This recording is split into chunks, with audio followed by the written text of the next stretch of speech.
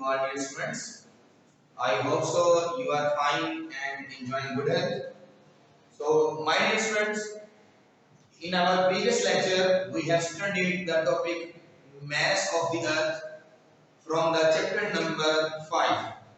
The chapter number 5 was gravitation, and our today's topic, which is again from the chapter number 5, the topic is the variation of G with altitude.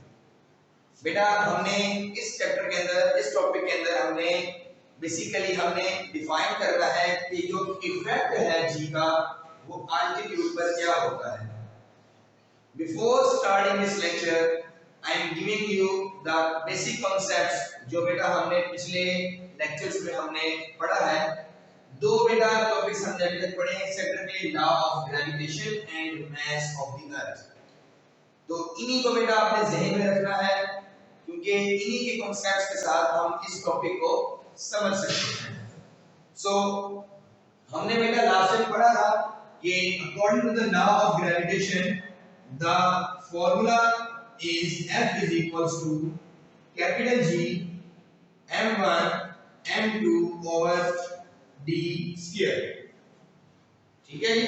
और अगर हम define करेंगे कि अगर first body हमारे पास वो mess है जो हमने अर्थ की सरफेस पर प्लेस किया है और सेकंड बॉडी वो ऑब्जेक्ट है जिसको हमने अर्थ का नाम दिया है, तो अगर हम उन दोनों के लिहाज से अगर डिफाइन करेंगे the formula will becomes F is equals to capital G small m is the mass of the object and the capital ME is the mass of the earth and the distance between them is equal to the r square. ये बेटा last time हमने mass of the earth में हमने ये वाला formula define किया था और हमने ये कहा था कि कोई भी एक ऑब्जेक्ट जो अर्थ की सरफेस पर हमने प्लेस किया हुआ है उस पर जो फोर्स ऑफ ग्रेविटेशन एक्ट करती है, this force of gravitation is equal to the weight of the body. So we can say that this force is equal to the weight. So as we know that the formula for weight is equals to mg, where m is the mass and g is the gravitational acceleration. And by comparing these two equations, we can define as by comparing because both the left hand sides are equal. If the left hand sides are equal, then we can say that its right hand side will also be equal. So G small m capital M E over R square is equals to m multiplied by G. m दोनों sides पर cancel हो जाएगा because दोनों के दोनों same terms है and the remaining will be capital G M E over R square is equals to G. अब बेटा इसी फॉर्मूले को यूज करते हुए अब हम कॉन्सेप्ट डिफाइन करेंगे. ये हमारे पास जो फॉर्मूला है इसी को हम डिफाइन करेंगे कि देखें हमारे पास according to this formula we can say that the value of G is inversely proportional to the R square. This means that the value of G increases as the value of R decreases, and so on. If the value of R increases, the value of G decreases. अब हम इसे define कर सकते हैं. If we define if an object is an altitude, for example, अब हमारे पास object जब किसी हाइट पर चला गया है, जब ऑब्जेक्ट को हाइट पर जाएगा तो जाहिर सी बात है अब डिस्टेंस इंक्रीज हो गया है. अगर डिस्टेंस इंक्रीज हो जाएगा अकॉर्डिंग टू दिस फॉर्मूला, अगर डिस्टेंस इंक्रीज हो जाएगा तो वैल्यू ऑफ G जो होगी वो डिक्रीज हो जाती है. वैल्यू ऑफ G डिक्रीज हो जाती है. अब वैल्यू ऑफ G डिक्रीज होगी तो उसके लिए जो फॉर्मूला हम डिफाइन करेंगे इसी फॉर्मूले को अब हम डिफाइन कर रहे हैं कि एट सम हाइट, अगर हाइट पर अगर डिफाइन करेंगे तो फॉर्मूला हमारे पास क्या बनेगा, the value g of h is equals to capital G m e over r plus h का होल स्क्वायर। ठीक है जी।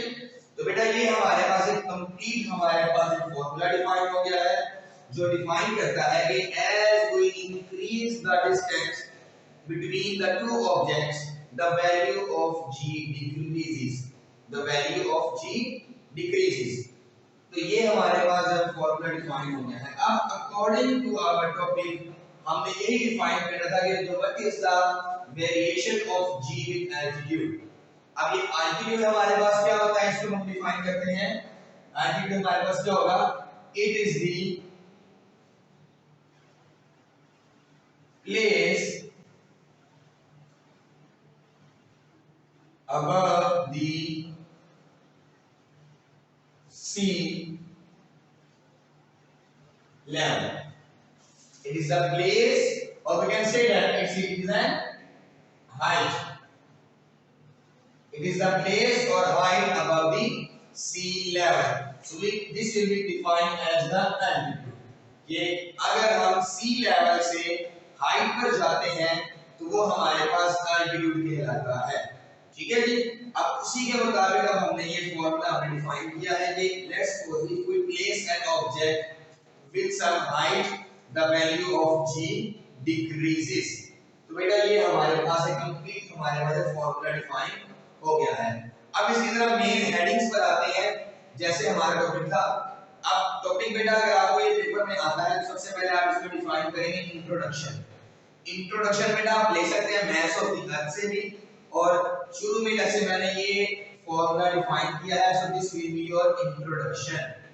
ठीक है जी। उसके बाद आपके पास आ जाएगा एल्टीट्यूड। एल्टीट्यूड की बेटा आपके टॉपिक के अंदर उसने डिफाइन की हुई है definition. Altitude is the place or height above the sea level. तो वो हमारे पास इसकी डेफिनेशन आ जाएगी एल्टीट्यूड की। उसके बाद आप डिफाइन करेंगे इसका फॉर्मूला। फॉर्मूला कैसे डिफाइन करेंगे, consider a body of mass m is placed at some height from the earth. Consider a body of mass m is placed at some height from the surface of the earth. Then the value of g at some height is given by, जो आप उसके बाद ये वाला formula लिख देंगे। तो ये जो फॉर्मूला आपके पास आएगा, this formula will define, will complete our heading. Last बेटा हमारे पास आ गई variation of g with height, कि हाइट के साथ वैल्यू ऑफ g कैसे जो है वो चेंज होती है। अब बेटा ये आपके पास इसमें एमसीक्यूज भी आ सकता है, और आपके पास अगर इसमें टॉपिक आएगा तो आपकी हेडिंग के साथ आप उसको डिफाइन भी करेंगे। अब उसको बेटा हम सॉल्व करते हैं। उसको हम सॉल्व कैसे करेंगे, using this formula. I am writing again. So the formula is g of h is equals to capital G m e over r plus h का whole square. Consider that, suppose कर लेते हैं कि हमारे पास जो object है उसकी जो हाइट है, उसकी जो हाइट हम ले रहे हैं equals to the radius of the earth, equal to the radius of the earth. Then the value will become g of h is equal to capital G m e over r plus h की जगह पर हम क्या put करेंगे, r put करेंगे, which will become r plus r square. Then by placing the value it will become r plus r 2r का whole square, and after the solution its value will become 4r square. Then g of h is equals to, ये complete बेटा हमारे पास जो formula है ये g का होता है formula, so it will becomes g over 4. So this formula will defines if the height is equal to the radius of the earth, then the value of g will becomes 1/4. The value of g will becomes 1/4 of the value of the अर्थ। ठीक ठीक है जी। बेटा यहाँ पे इसको define करना है कि वैल्यू जी हमारे पास जो होगी वो हमारे पास जो है वो डिफाइन हो जाती है।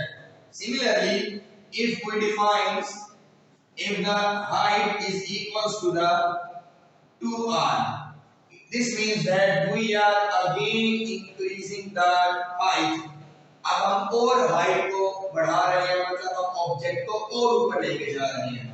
तो उस वक्त जो वैल्यू होगी g of s is equals to capital G m e over r plus a की जगह पर क्या आएगा 2r आ जाएगा। So it will becomes 2r square।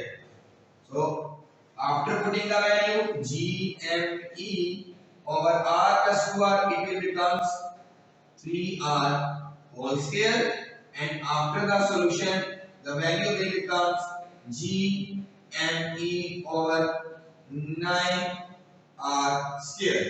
So this shows that if the height is the double of the radius, the value of g will becomes 9 times। ठीक है जी। तो value जी हमारे पास होगी वो 9 टाइम्स कम हो जाती है, एंड सो ऑन। जिस तरह हम हाइट बढ़ाते जाएंगे वैल्यू जी हमारे पास जो है डिक्रीज होती रहेगी। ठीक है जी। तो ये लास्ट बेटा ये जो हमारे पास एमसीक्यूज भी हैं और ये आपके पास जो वैल्यूएशन ऑफ जी को डिफाइन भी करते हैं। ये बेटा आपके पास कंप्लीट एक लॉन्ग क्वेश्चन भी बन सकता है। अगर लॉन्ग क्वेश्चन में अगर आपके पास आ जाए तो आप इसमें ये हेडिंग्स को यूज करते हुए अपना लॉन्ग क्वेश्चन अटेम्प्ट कर सकते हैं। इसमें से अगर शॉर्ट क्वेश्चन आपके पास बन जाए तो बन सकता है डिफाइन एल्टीट्यूड या what is the effect of g with the distance. तो आप इस फार्मूले को डिफाइन करेंगे बस। The value of g is inversely proportional to the square of the distance. So ये बेटा आपके पास एमसीक्यूज भी है। यहां पे हमारा टॉपिक होता है कंप्लीट। बेटा कोई क्वेश्चन हो, कोई प्रॉब्लम हो तो आप नीचे कमेंट सेक्शन में आप क्वेश्चंस लिख सकते हैं, तो इंशाल्लाह बेटा उसका आंसर आपको जरूर किया जाएगा। ओके जी, थैंक यू, अल्लाह हाफिज।